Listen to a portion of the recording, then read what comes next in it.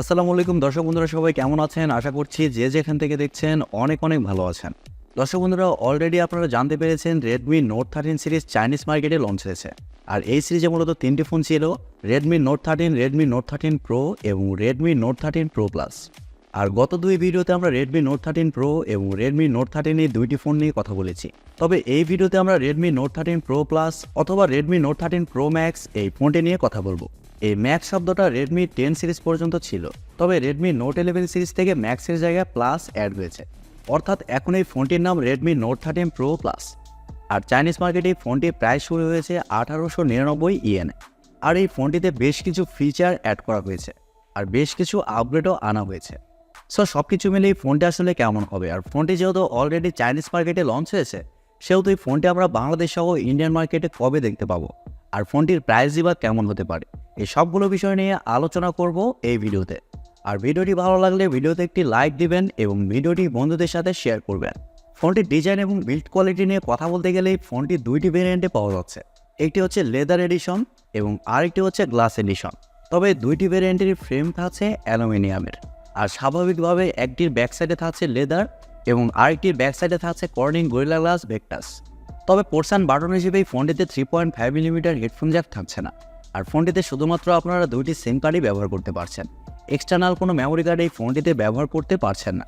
তবে ভালো ব্যাপার হচ্ছে এই ফোনে থাকছে IP68 dust and water resistant, অর্থাৎ এই ফোনটি আপনারা 1.5 মিটার পানির নিচে সর্বোচ্চ 30 মিনিট পর্যন্ত রাখতে পারছেন।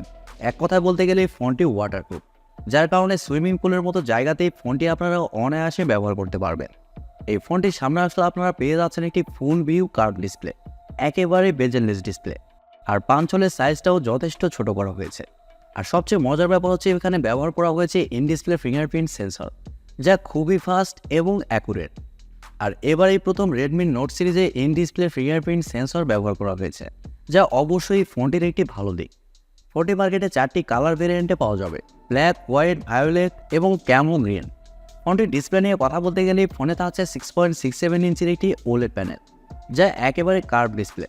আর এই ডিসপ্লেটি হচ্ছে ফুল এইচডি প্লাসের একটি ডিসপ্লে, যার রেজলিউশন হিসেবে থাকছে 1220x2712 পিক্সেল এবং আরও থাকছে 446 ppi ডেন্সিটি।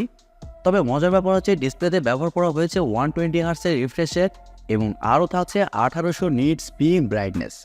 এর কারণে ডাইরেক্ট সানলাইটে এই ফোনটি ব্যবহার করতে গেলে ডিসপ্লেতে ব্রাইটনেসের ঘাটতি ফিল করবে না, ডিসপ্লেটা খুবই ব্রাইট হবে।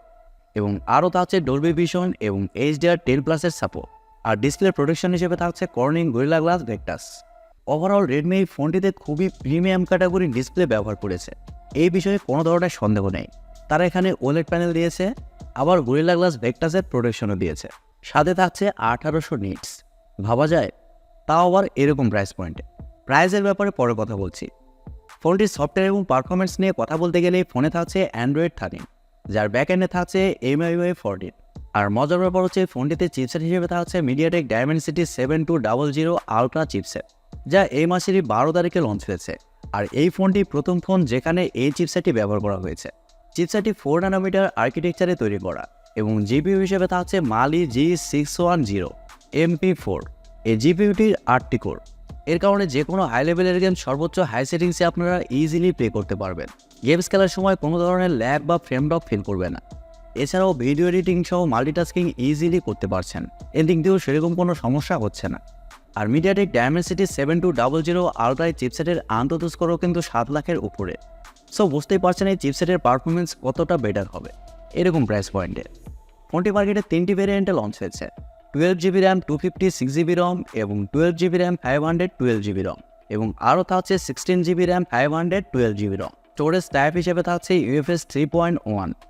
ফোনটির ক্যামেরা সেকশন নিয়ে যদি আমরা কথা বলি, তাহলে এখানেও থাকছে বিশেষ আকর্ষণ। এই ফোনটির ব্যাক সাইডে থাকছে 3টি ক্যামেরা, যার মেন সেন্সর হিসেবে থাকছে 200 মেগাপিক্সেলের একটি ওয়াইড সেন্সর, যা f1.7 অ্যাপারচার। আর এই সেন্সরটি হচ্ছে স্যামসাংয়ের সেন্সর। আর মজার ব্যাপার হচ্ছে এখানে OIS পেয়ে যাচ্ছেন।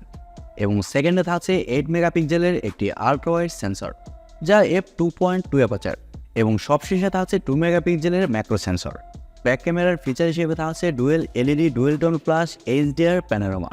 আর ব্যাক ক্যামেরা দিয়ে আপনার সর্বোচ্চ 4Kতে 30 fps শ্যুট করতে পারছেন এবং 1080pতে সর্বোচ্চ 120 fps পর্যন্ত শ্যুট করতে পারছেন। আর সেলফি ক্যামেরা হিসেবে এই ফোনে থাকছে 16 মেগাপিক্সেলের সেলফি ক্যামেরা। তবে সেলফি ক্যামেরা দিয়ে আপনারা শুধুমাত্র 1080p 30 fps শ্যুট করতে পারছেন। এখানে কিন্তু আবার 4K অপশানটা থাকছে না। আর ফটো কোয়ালিটির কথা বলতে গেলে এই ফোনটির ব্যাক ক্যামেরার মেন সেন্সরের ফটো কোয়ালিটি জোস করা হয়েছে, আপনারা স্ক্রিনে দেখতেই পাচ্ছেন। এবার আসলে আমাদের দেখার পালা বাংলাদেশ সহ ইন্ডিয়ার ওয়েদার এই ফোনটির ফটো কোয়ালিটি এবং ভিডিও কোয়ালিটি কতটা বেটার হয়।